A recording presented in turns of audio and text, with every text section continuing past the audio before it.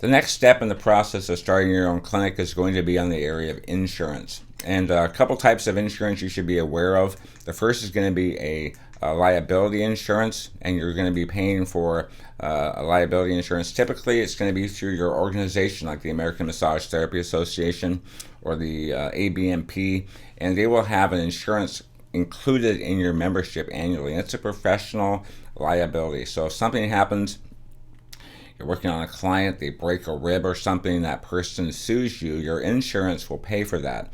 The American Massage Therapy, for example, has a $6 million policy, $2 million per occurrence. That means 3 people could sue you in 1 year and receive up to $2 million each time that something happens.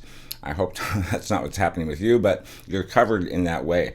That liability insurance, from a professional standpoint, they also include several other things in that. It's going to be a general business liability. There's some clauses in there that's covered.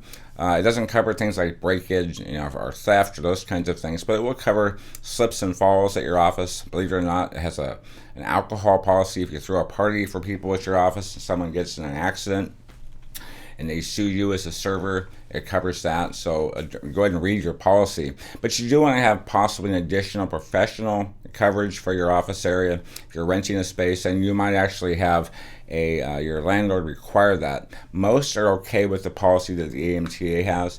I've had locations that cost me, over $10,000 a month for large professional places I've had my businesses, and that landlord was fine with the policy that I had on me from the AMTA. All you have to do is call up their organization and you'll say, I need to have an additionally insured letter written, and that's typically going to be in your lease. So in your lease it says, we must have an additional insured coverage on your policy. So you call the AMTA up, you give them your number and say, I need to list, John Doe of ABC Leasing, or whatever the company name is, and their address. They'll mail you that copy, and you go ahead and give that to your landlord, and that covers your insurance requirements. But the policy is kind of lean, so you have to be aware it doesn't cover everything, and you'll want to make sure that if anything happens at all, that you contact the insurance company, like the AMTA, for example, their insurance, right away, and tell them what's going on.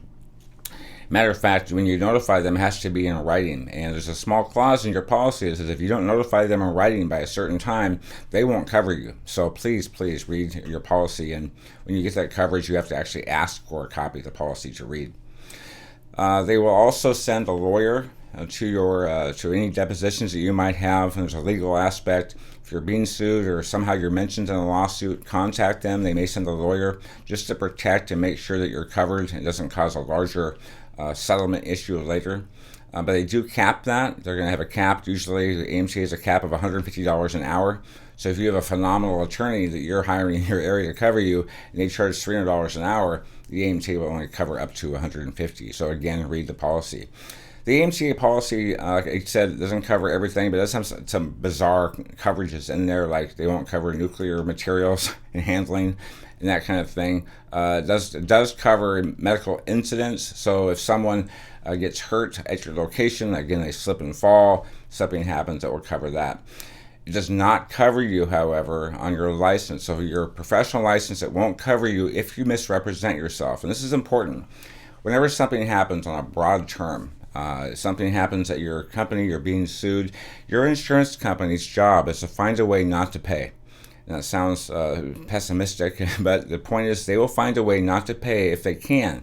If you misrepresent yourself and you say you have more qualifications than you do, or you exaggerate your experience that you have, you exaggerate your background or any certifications, and they do research and they find out you've done that, it will nullify your policy. You have no coverage at all. So you need to be honest in how you do your dealings with your clientele. Be careful of what you say. But they will hire someone to do background checks on you, so be very cautious with that. If your license is not current, for some reason your license lapsed even for a month, and during that time something happens, they won't cover you. So if it's determined that you've committed any sexual acts, something of immorality or moral turpitude, any molestations, those kinds of things, you're not covered. If you're doing something illegal, your policy is off the table. It's not going to help you. Again, your professional liability policy does have some general coverage in there professionally, as well as your business coverage. It's very small. It's not going to cover things that are stolen or broken. It does cover personal injury from your treatment, but it also covers something called Good Samaritan liability. And typically when that is going to be taking place is when someone, they pass out or they die, and you perform CPR, and during that CPR, that person claims you broke all their ribs or did something bad to them. It's going to cover that Good Samaritan aspect. Even if they're not clients of yours, if you're walking to work, you're about to walk in the door and someone drops outside your door and you help them, it covers that. You've probably heard the term malpractice liability or such from doing something wrong as a provider. But there's something also called malplacement liability. So if you have employees working for you and you put the wrong therapist with somebody who that therapist is not trained properly for the treatments necessary, and you're sued from that standpoint, the AMTA coverage again will cover that kind of situation, saying that you didn't have a properly trained person helping out.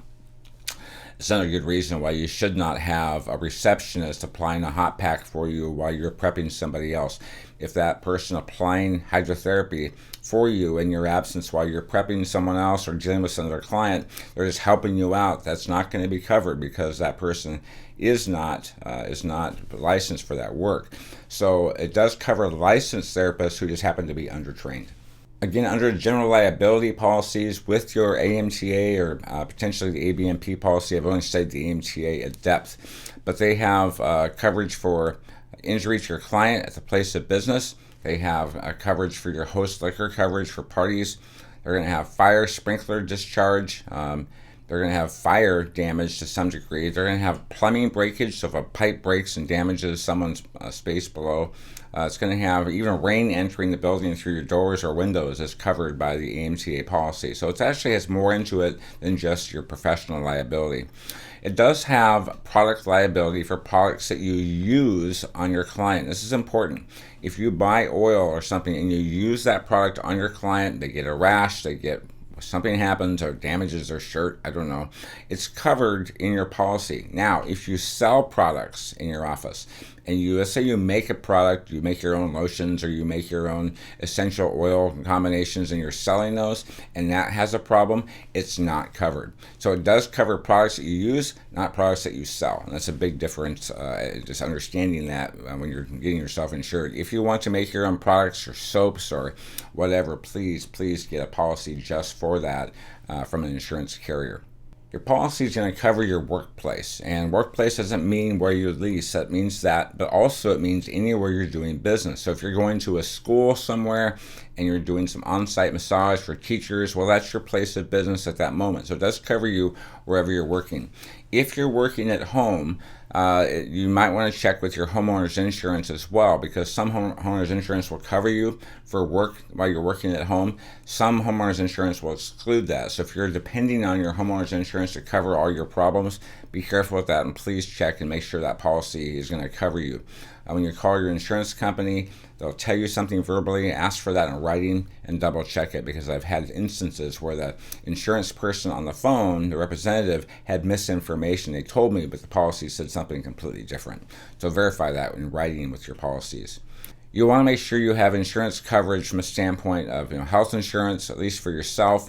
There's laws that are changing constantly with Obamacare and such, and those laws are in flux because of the politics involved. But if you want to have health insurance, you might want to start a group coverage. You also can do individual plans, but make sure that you think that through.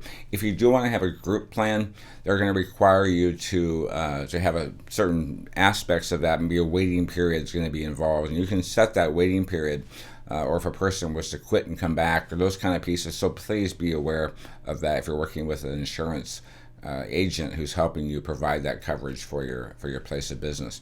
If you're driving your car for work, you're going to want to have auto coverage. Many people's personal policies in fine print says this excludes all work-related driving. So if you're driving for your office and you're delivering a package, or you're going to do on-site somewhere, and you get in an accident with that massage table or massage chair in your car, and they determine you were working, your coverage may not cover your car. So please, for your own sake, double check with your car insurance company.